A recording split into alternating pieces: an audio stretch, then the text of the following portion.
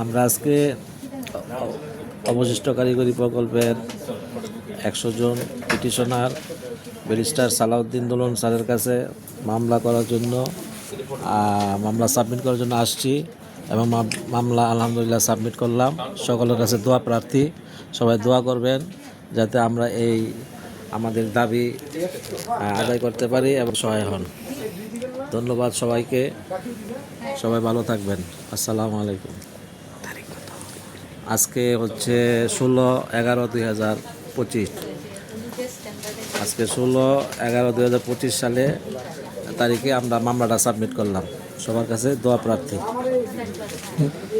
আল্লাহ আমাদের সহায় হোক, আমিন। আসলে কিছু বলেন। আমার কাছে অনেক ভালো লাগলো। আমাদের সামনে এই নিয়মিতকরণ, স্থায়ীকরণ এগুলি কাজ আমরা যেভাবে ঐক্য হয়েছি এইভাবে যাতে আমরা সামনের দিনগুলিও একত্রভাবে কাজ করতে পারি। দশে মিলে করি কাজ, হারি জিতি লাহি নাজ। কোনো কৃত